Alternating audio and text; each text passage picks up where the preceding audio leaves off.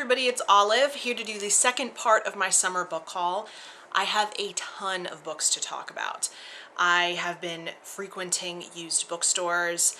I purchased a good number of books from Book Outlet because I'm starting my Christmas shopping, so of course I had to get some things for myself as well since it was already going to be shipped to my house, and just basically because I have a problem with book buying.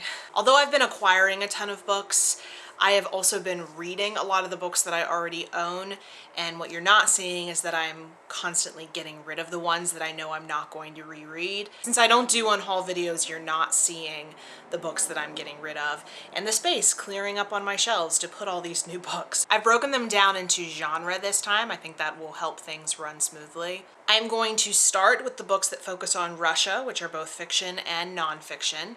I'd then like to move into regular historical fiction, not centered on Russia. Then I have 2 books of regular nonfiction, 1 book of poetry, a bunch of books of regular adult fiction, and then a very small stack of fantasy. If my counting is correct, there are 28, so I'm going to try to keep it brief while still trying to give you a snapshot about what each one of these books is about. The first book I'd like to show you is called Michael and Natasha by Rosemary and Donald Crawford.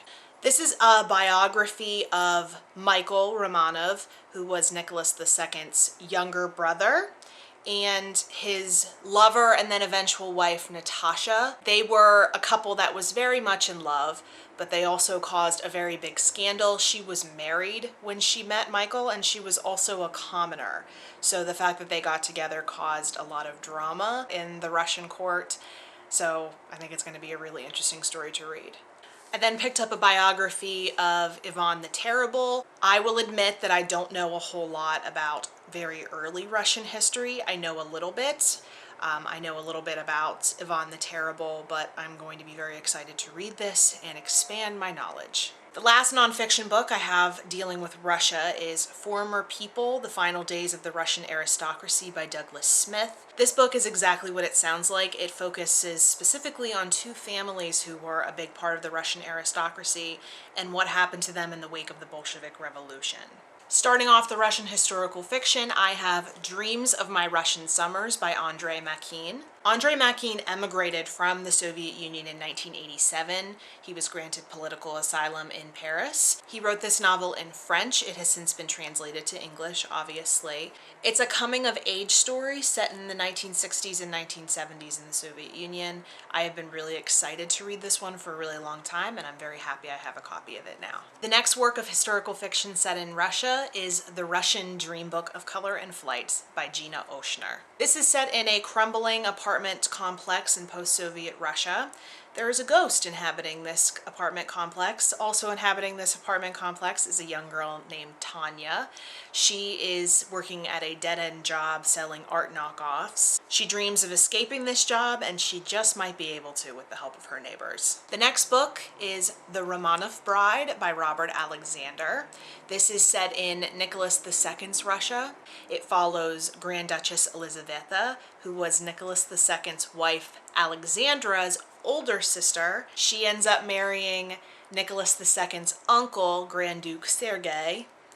Royal families are confusing.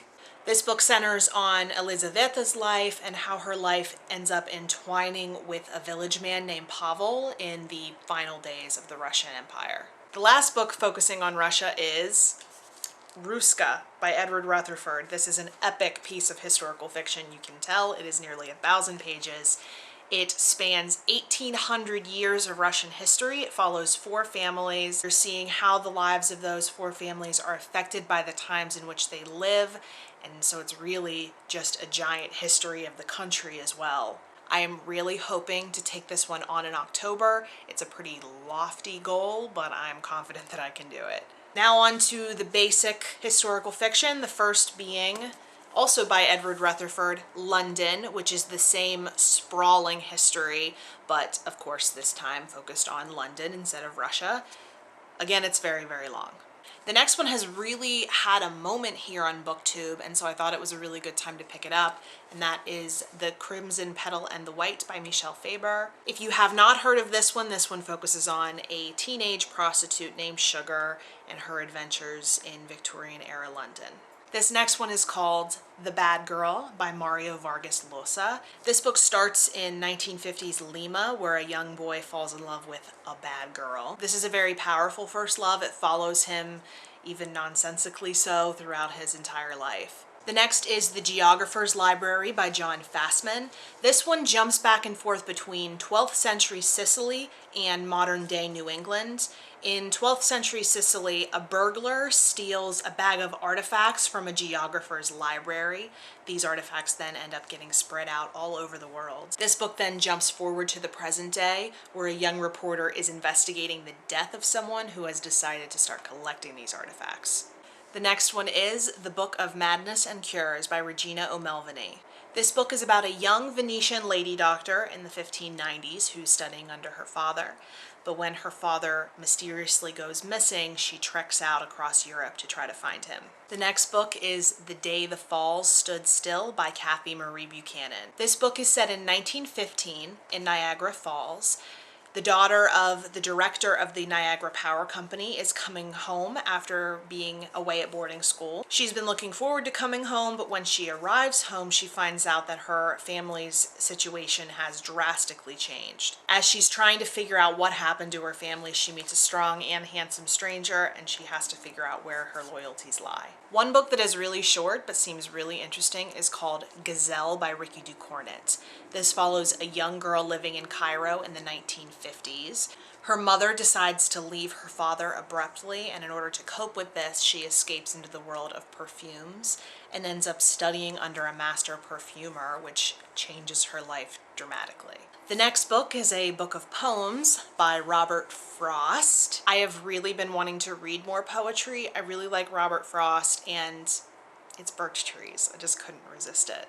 The next two books are just straight nonfiction. The first is called Under the Black Flag, The Romance and Reality of Life Among the Pirates. This is by David Cordingly. As I've mentioned before, I love reading about pirates in the summertime. I also love to read fiction and nonfiction together, so this is something I'm hoping to pick up next summer, a little bit far away, alongside hopefully a fiction book about pirates.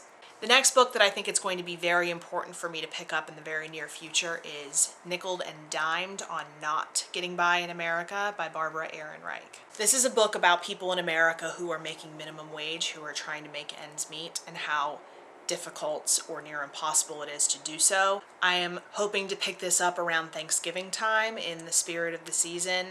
I think it's really important to understand what's going on in one's country, and this is something I've been meaning to get to for a really long time.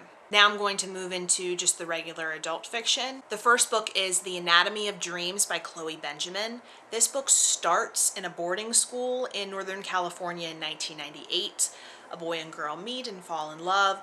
The boy is a protege of the headmaster, who is a scientist who is studying lucid dreams. This book follows them until later in their lives, where they are becoming more and more involved in this scientist's experiments. This book sounds like it's going to touch on the very complicated issue of how far is too far to push in the name of research. The next book I picked up because it gave me some The Interestings vibes, which I have desperately been trying to find a book similar to ever since I finished it and loved it, and that is 5-Star Billionaire by Tosh Ah. This book focuses on 5 young newcomers to the city of Shanghai. I'm sure it's going to talk about their struggles and experiences in trying to make lives for themselves in this exciting and vibrant city. The next book is Admission by Jean Hanff Korelitz. I think they made a movie out of this one, but I've heard the book version is a lot different. It focuses on an admissions officer at Princeton University. I really like books that take place in academic settings, so I think I'm going to really enjoy this one. The next book is The Secret of Lost Things by Sheridan Hay. This is kind of a book about books. It's about a young woman who moves to New York City from Australia. She begins working in a really cute little bookstore. As she's settling in and starting to make a life for herself in New York City, the store that she works at receives a letter inquiring about a lost Herman Melville manuscript, and so the search begins. The next book is kind of similar in the Book About Books vibe, and that's The 13th Tale by Diane Setterfield. This book is about a woman who is asked to write a biography of a very famous female author. She agrees to be her biographer, but when she goes back and reads one of her novels called 13 Tales of Change and Desperation, she finds out that there are only 12 tales in it. So what happened to the 13th one is going to be the mystery of this book. I've heard the next book be compared to Gilmore Girls, which is what sold me on it. It's called 5 Miles from Outer Hope by Nicola Barker. It's set in Devon, England in the summer of 1981.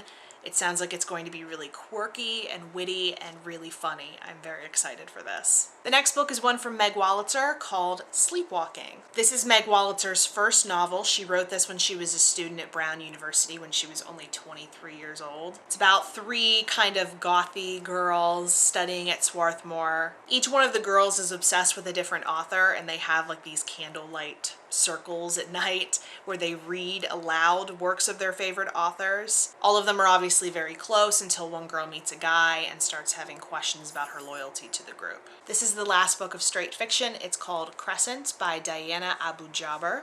This is set in the Arab American community of Los Angeles. It follows a woman named Serene.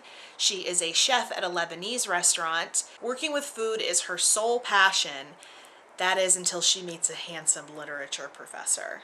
I am so incredibly interested to read this one. The next book is called Rivers of London by Ben Aronovich. The main character in this book is named Peter. He is a detective and a trainee wizard investigating something evil that is lurking at the heart of London. This book is mystery plus fantasy. I'm super interested in it, especially because it's part of a series. The next is The River of No Return by B. Ridgway. This book sounds super complicated, but the basic premise is that it follows a guild of time travelers, plus a love story in there too. The last book in this haul is The Thinking Woman's Guide to Real Magic by Emily Croy Barker. In this book, a woman is absolutely miserable spending the weekend celebrating a friend's wedding. All of a sudden, she finds herself magically pulled into another realm where everything is just pristine and perfect. That facade quickly shatters, and this realm turns into something very destructive, and she must enlist the help of a magician to teach her magic to help her find her way out of it. So that's the end of this very, very long book haul. I am hoping to pull back a little bit on the book acquisitions. That being said, my birthday is on the horizon in the next 2 months, so I'm sure that that promise will be broken. I am really interested in all of these books. Please let me know if you have heard anything about these, if you've read any of these. I would love to know where you think I should start. Please feel free to leave a comment down below. You can also find me on both Twitter and Instagram at @BookOlive, and the link to my Goodreads is also down below. I hope you enjoyed this video. Have a good one. I'll see you next time. Bye.